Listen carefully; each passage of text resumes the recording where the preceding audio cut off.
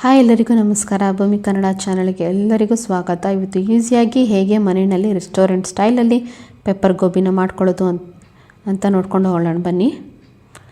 ನಾನಿಲ್ಲಿ ಒಂದು ಪಾತ್ರೆಯನ್ನು ಇಟ್ಕೊಂಡಿದ್ದೀನಿ. ಪಾತ್ರೆಗೆ ಒಂದು ಮೀಡಿಯಮ್ ಸೈಜಷ್ಟು ಹೂಕೋಸನ್ನು ಕಟ್ ಮಾಡಿ ಚೆನ್ನಾಗಿ ವಾಶ್ ಮಾಡಿ ಬಿಸಿ ನೀರಲ್ಲಿ ಉಪ್ಪು ಮತ್ತು ಅರಿಶಿನ ಹಾಕಿ ವಾಶ್ ಮಾಡಿ ಇಟ್ಕೊಂಡಿದ್ದೀನಿ. ಇದಕ್ಕೆ ರುಚಿಗೆ ತಕ್ಕಷ್ಟು ಉಪ್ಪನ್ನು ಹಾಕ್ಕೊಂಡಿದ್ದೀನಿ. ಹಾಗೆ ಶುಂಠಿ, ಬೆಳ್ಳುಳ್ಳಿ, ಹಸಿಮೆಣಸಿನ್ಕಾಯಿನ ಪೇಸ್ಟ್ ಮಾಡ್ಕೊಂಡಿದ್ದೀನಿ. ಅದನ್ನು ನಾನಿಲ್ಲಿ 1 ಸ್ಪೂನಷ್ಟು ಹಾಕ್ಕೊತಾ ಇದ್ದೀನಿ. ಹಾಗೆ 1 ರಿಂದ 1.5 ಚಮಚದಷ್ಟು ಖಾರದ ಪುಡಿನ ನಾನಿಲ್ಲಿ ಹಾಕ್ಕೊಳ್ತಾ ಇದ್ದೀನಿ. ಹಾಗೆ 1 ಟೇಬಲ್ ಸ್ಪೂನಷ್ಟು ಪೆಪ್ಪರ್ ಪುಡಿ, ಹಾಗೆ ಇನ್ನೊಂದು ಚಮಚದಷ್ಟು ಪೆಪ್ಪರ್ ಪುಡಿನ ಹಾಕ್ಕೊಂಡು ಒಂದು ಅರ್ಧ ನಿಂಬೆಹಣ್ಣನ್ನು ನಾನಿಲ್ಲಿ ಹಿಂಡ್ಕೊತಾ ಇದ್ದೀನಿ. ಇದು ಪೆಪ್ಪರ್ ಪುಡಿ ಗೋಬಿ ಆಗಿರೋದ್ರಿಂದ 2 ಚಮಚದಷ್ಟು ಪೆಪ್ಪರ್ನ ನಾನಿಲ್ಲಿ ಹಾಕ್ಕೊಂಡಿದ್ದೀನಿ. ನಿಮಗೆ ಜಾಸ್ತಿ ಪೆಪ್ಪರ್ ಬೇಡ ಅಂದರೆ 1 ಚಮಚದಷ್ಟು ಮಾತ್ರ ಪೆಪ್ಪರ್ ಪುಡಿನ ಹಾಕೊಬೋದು.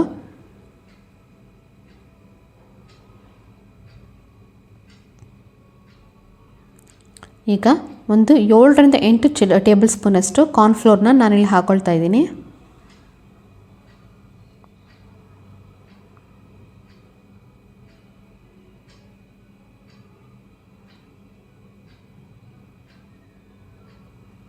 ಹಾಕ್ಕೊಂಡು ಚೆನ್ನಾಗಿ ಒಂದ್ಸಲ ಮಿಕ್ಸ್ ಮಾಡ್ಕೊಳ್ಳಿ. ಎಲ್ಲ ಹೊಂದ್ಕೊಳ್ಳೋ ಥರ ಚೆನ್ನಾಗಿ ಮಿಕ್ಸ್ ಆದಮೇಲೆ ಸ್ವಲ್ಪನೇ ನೀರನ್ನು ಸೇರಿಸ್ಕೊಂಡು ಮಿಕ್ಸ್ ಮಾಡ್ಕೊಳ್ಳಿ.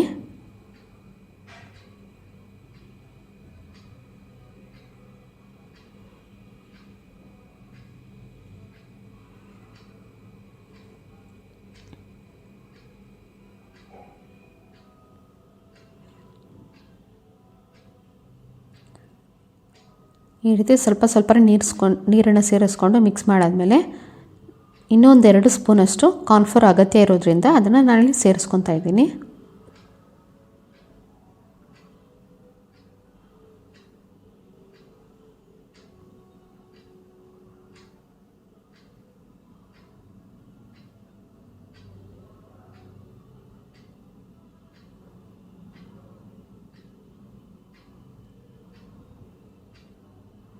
ಈ ರೀತಿ ಎಲ್ಲ ಚೆನ್ನಾಗಿ ಮಿಕ್ಸ್ ಆಗೋವರೆಗೂ ನೀವು ಕಲಿಸ್ಕೋಬೇಕಾಗತ್ತೆ.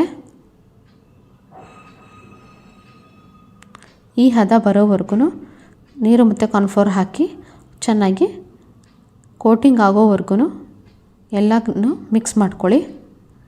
ಈಗ ಆಲ್ಮೋಸ್ಟ್ ಇದು ರೆಡಿಯಾಗಿದೆ.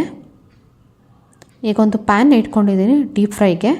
ಪ್ಯಾನ್ ಇಟ್ಕೊಂಡು ಆಯಿಲ್ ಹಾಕ್ಕೊಳ್ಳಿ. ಆಯಿಲ್ ಹಾಕ್ಕೊಂಡು ಮಿಕ್ಸ್ ಆಗಿರೋ ಗೋಬಿಗಳನ್ನ ಒಂದೊಂದು ಎಣ್ಣೆಯಲ್ಲಿ ಚೆನ್ನಾಗಿ ಫ್ರೈ ಮಾಡ್ಕೋಬೇಕಾಗತ್ತೆ. ಈ ರೀತಿ ಎಲ್ಲ ಗೋಬಿಗಳನ್ನ ನಾವು ಇಲ್ಲಿ ಹಾಕ್ಕೊತಾ ಇದ್ದೀನಿ ಫ್ರೈ ಮಾಡೋಕ್ಕೆ.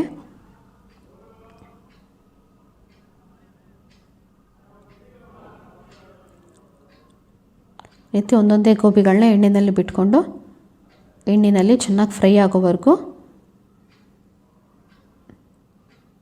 ಗೋಬಿಗಳನ್ನ ಬೇಯಿಸ್ಕೋಬೇಕಾಗತ್ತೆ. ನೀವಿಲ್ಲಿ ನೋಡ್ತಾ ಇರ್ಬೋದು ಎಲ್ಲ ಬಬಲ್ಸ್ ಬರ್ತಾ ಇದೆ.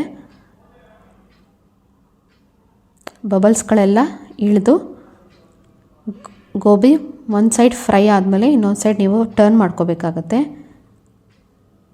ಇದು ಮೀಡಿಯಮ್ ಫ್ಲೇಮ್ನಲ್ಲೇ ಚೆನ್ನಾಗಿ ಗೋಬಿಗಳನ್ನ ಫ್ರೈ ಮಾಡ್ಕೊಳ್ಳಿ. ಹಾಕಿದ ತಕ್ಷಣ ಎಣ್ಣೆಯಲ್ಲಿ ಫ್ರೈ ಮಾಡೋಕ್ಕೆ ಹಾಕಿದ ತಕ್ಷಣ ನೀವು ಗೋಬಿಗಳನ್ನ ತಿರುಗಿಸೋಕ್ಕೆ ಹೋಗಬೇಡಿ. ಒಂದು 2 ನಿಮಿಷ ಬಿಟ್ಟು ಇನ್ನೊಂದು ಸೈಡ್ ತಿರುಗಿಸಿ.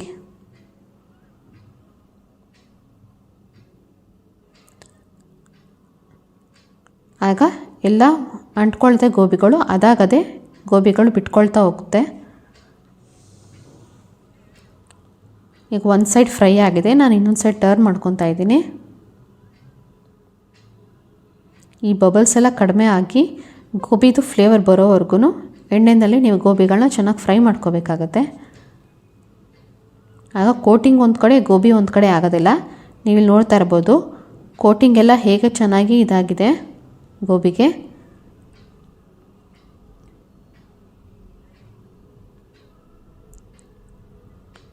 ಬಬಲ್ಸ್ ಕೂಡ ಕಡಿಮೆ ಆಗ್ತಾ ಬರ್ತಾ ಇದೆ.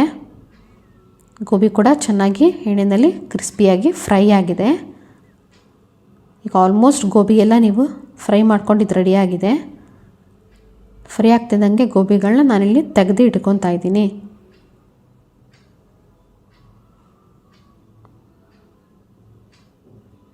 ಈ ರೀತಿ ಗೋಬಿ ಚೆನ್ನಾಗಿ ಫ್ರೈ ಆಗಿ ಗೋಬಿ ಘಮ ಬರೋವರೆಗೂ ಎಲ್ಲನೂ ನೀವು ಈ ರೀತಿ ಫ್ರೈ ಮಾಡ್ಕೋಬೇಕಾಗತ್ತೆ ಎಣ್ಣೆಯಲ್ಲಿ.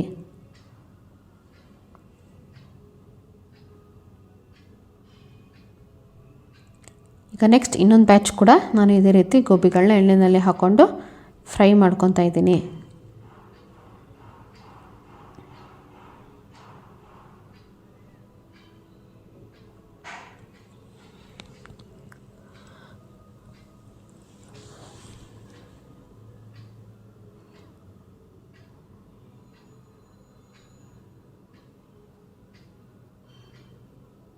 ಈ ರೀತಿ ಎಲ್ಲ ಗೋಬಿಗಳನ್ನೂ ಎರಡು ಸೈಡ್ ಚೆನ್ನಾಗಿ ಫ್ರೈ ಮಾಡಿಕೊಂಡು ಚೆನ್ನಾಗಿ ಬೇಯಿಸ್ಕೊಳ್ಳಿ. ಈಗ ಫ್ರೈ ಮಾಡ್ತಿರೋ ಗೋಬಿಗಳು ಎಲ್ಲ ರೆಡಿಯಾಗಿದೆ, ನೀವು ನೋಡ್ತಿರ್ಬೋದು. ಇದು ಹಾಗೆ ಡ್ರೈ ಗೋಬಿ ಥರ ತಿನ್ನೋಕ್ಕೂ ತುಂಬಾ ಚೆನ್ನಾಗಿರುತ್ತೆ.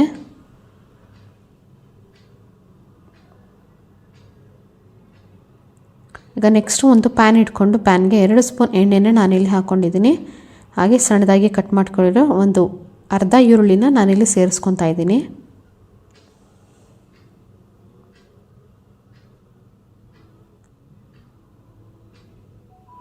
ಸೇರಿಸ್ಕೊಂಡು ಎಣ್ಣೆಯಲ್ಲಿ ಚೆನ್ನಾಗಿ ಫ್ರೈ ಮಾಡ್ಕೊಳ್ಳಿ. ನೆಕ್ಸ್ಟು ಕ್ಯಾಪ್ಸಿಕಮ್ಮನ್ನು ಹಾಕ್ಕೊಳ್ತಾ ಇದ್ದೀನಿ. ಸಣ್ಣದಾಗಿ ಕಟ್ ಮಾಡಿ ಕ್ಯಾಪ್ಸಿಕಮ್ನ ಹಾಕ್ಕೊಳ್ಳಿ. ಹಾಗೆ ಒಂದು ಅರ್ಧ ಅಡಿಯಷ್ಟು ಕೊತ್ತಂಬರಿ ಸೊಪ್ಪನ್ನು ಹಾಕ್ಕೊತಾ ಇದ್ದೀನಿ.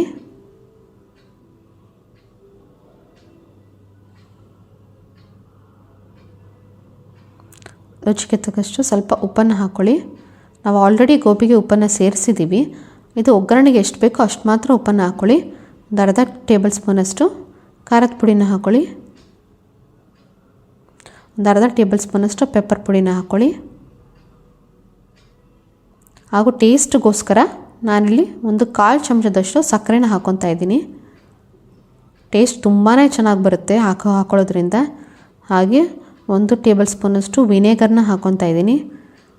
ವಿನೇಗರ್ ಇಲ್ಲ ಅಂದರೆ ಕೂಡ ಸ್ಕಿಪ್ ಮಾಡ್ಬೋದು. 1 ಟೇಬಲ್ ಸ್ಪೂನಷ್ಟು ಟೊಮೊಟೊ ಸಾಸನ್ನು ಹಾಕ್ಕೊತಾ ಇದ್ದೀನಿ.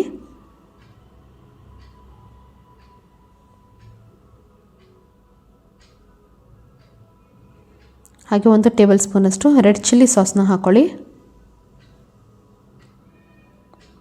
ಹಾಗೆ 1 ಟೇಬಲ್ ಸ್ಪೂನಷ್ಟು ಗ್ರೀನ್ ಚಿಲ್ಲಿ ಸಾಸ್ನ ಹಾಕ್ಕೊತಾ ಇದ್ದೀನಿ.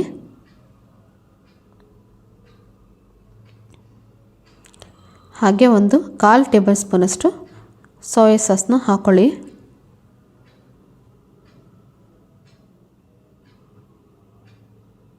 ನಾನಿಲ್ಲಿ ಡಾರ್ಕ್ ಸೋಯಾ ಸಾಸ್ನ ಯೂಸ್ ಮಾಡ್ತಿರೋದ್ರಿಂದ ಸ್ವಲ್ಪ ಕಡಿಮೆ ಪ್ರಮಾಣದಲ್ಲಿ ಹಾಕ್ಕೊತಾ ಇದ್ದೀನಿ. ಇಲ್ಲಿ 1 ಟೇಬಲ್ ಸ್ಪೂನಷ್ಟು ಕಾರ್ನ್ಫ್ಲೋರ್ಗೆ 1-2 ಟೇಬಲ್ ಸ್ಪೂನಷ್ಟು ನೀರನ್ನು ಹಾಕ್ಕೊಂಡು ಚೆನ್ನಾಗಿ ಗಂಟಿಲ್ದಿರೋ ಥರ ಮಿಕ್ಸ್ ಮಾಡಿಕೊಂಡು ಸಾಸನ್ನ ಪ್ರಿಪೇರ್ ಮಾಡ್ಕೋಬೇಕಾಗತ್ತೆ.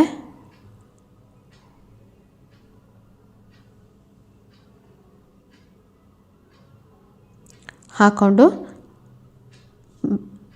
ಚೆನ್ನಾಗಿ ಬೇಯಿಸ್ಕೊಳ್ಳಿ. ಹಾಕಿರೋ ಸಾಸಸ್ಸು, ಉಪ್ಪು, ಖಾರ ಹಾಗೂ ಕಾರ್ನ್ಫ್ಲೋರ್ ಎಲ್ಲನೂ ಚೆನ್ನಾಗಿ ಬೇಯಿಸ್ಕೊಳ್ಳಿ. ನಾವು ಕಾರ್ನ್ಫ್ಲೋರ್ ಹಾಕಿರೋದ್ರಿಂದ ಅದು ಗಟ್ಟಿಯಾಗ್ತಾ ಬರುತ್ತೆ. ಅದಕ್ಕೋಸ್ಕರ ನಾನಿಲ್ಲಿ ಸ್ವಲ್ಪ ನೀರನ್ನು ಸೇರಿಸ್ಕೊತಾ ಇದ್ದೀನಿ. ಈಗ ಚೆನ್ನಾಗಿ ಕುದೀತಾ ಇದೆ.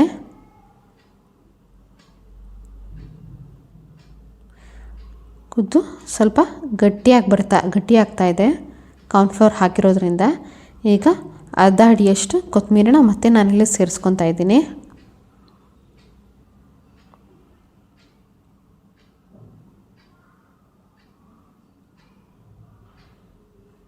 ನೆಕ್ಸ್ಟು ಫ್ರೈ ಮಾಡ್ಕೊಂಡಿರೋ ಗೋಬಿಗಳನ್ನ ನಾನಿಲ್ಲಿ ಹಾಕ್ಕೊಳ್ತಾ ಇದ್ದೀನಿ.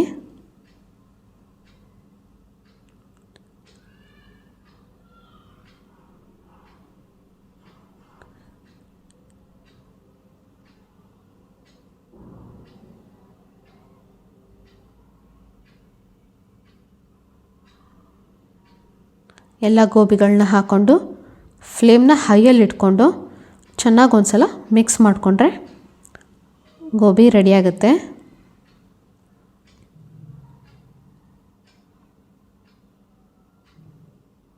ನೀವು ಗೋಬಿ ಹಾಕಿದ ತಕ್ಷಣ ನಾವು ಪ್ರಿಪೇರ್ ಮಾಡ್ಕೊಂಡಿರೋ ಸಾಸ್ ಎಲ್ಲ ಗೋಬಿ ಹೀರ್ಕೊಳ್ಳುತ್ತೆ. ಹೀರ್ಕೊಂಡು ಎಲ್ಲ ಕಡೆ ಗೋಬಿಗೆ ಚೆನ್ನಾಗಿ ಮಿಕ್ಸ್ ಆಗಿ ಗೋಬಿ ರೆಡಿ ಆಗುತ್ತೆ. ಸಾಸ್ ಜೊತೆ ಗೋಬಿನ ಮಿಕ್ಸ್ ಮಾಡ್ಕೊಳ್ಳೋದ್ರಿಂದ ಗೋಬಿ ಸ್ವಲ್ಪ ಕ್ರಿಸ್ಪಿಯಾಗಿರೋ ಗೋಬಿಗಳೆಲ್ಲ ಸ್ವಲ್ಪ ಸಾಫ್ಟ್ ಆಗುತ್ತೆ.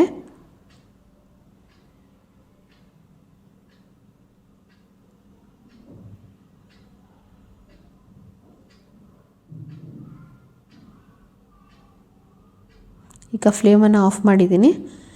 ಈಗ ಪೆಪ್ಪರ್ ಗೋಬಿ ರೆಡಿಯಾಗಿದೆ. ತುಂಬಾ ಜ್ಯೂಸಿಯಾಗಿರುತ್ತೆ, ತುಂಬಾ ಟೇಸ್ಟಿಯಾಗಿ ಬರುತ್ತೆ. ಸೇಮ್ ರೆಸ್ಟೋರೆಂಟ್ ಸ್ಟೈಲಲ್ಲಿ ಹೇಗಿರುತ್ತೋ ಹಾಗೆ ಪೆಪ್ಪರ್ ಗೋಬಿ ತಿನ್ನೋಕ್ಕೆ ತುಂಬಾ ಚೆನ್ನಾಗಿರುತ್ತೆ. ಎಲ್ಲರೂ ಮನೆಯಲ್ಲಿ ಒಂದ್ಸಲ ದಯವಿಟ್ಟು ಟ್ರೈ ಮಾಡಿ. ಹಾಗೆ ಚಾನಲ್ ಯಾರ್ಯಾರು ನೋಡ್ತಾ ಇದ್ದೀರೋ ಚಾನಲನ್ನು ದಯವಿಟ್ಟು ಸಬ್ಸ್ಕ್ರೈಬ್ ಮಾಡ್ಕೊಂಡು ನೋಡಿ. ಹಾಗೆ ಇದೇ ರೀತಿ ರೆಸಿಪೀಸ್ಗಾಗಿ ಭೂಮಿ ಕನ್ನಡ ಚಾನಲನ್ನು ಸಬ್ಸ್ಕ್ರೈಬ್ ಮಾಡ್ಕೊಂಡು ನೋಡಿ. ಹಾಗೆ ವಿಡಿಯೋನ ಲೈಕ್ ಮಾಡಿ, ಶೇರ್ ಮಾಡಿ, ಕಮೆಂಟ್ ಮಾಡಿ. ಇದೇ ರೀತಿ ಯಾವ್ಯಾವ ರೆಸಿಪೀಸ್ ಬೇಕೋ ದಯವಿಟ್ಟು ಕಮೆಂಟ್ ಸೆಕ್ಷನಲ್ಲಿ ನೀವು ಕಮೆಂಟ್ ಮಾಡಿ. ನಾನು ಎಲ್ಲ ರೆಸಿಪೀಸ್ನ ಮಾಡೋದಕ್ಕೆ ಖಂಡಿತ ಟ್ರೈ ಮಾಡ್ತೀನಿ.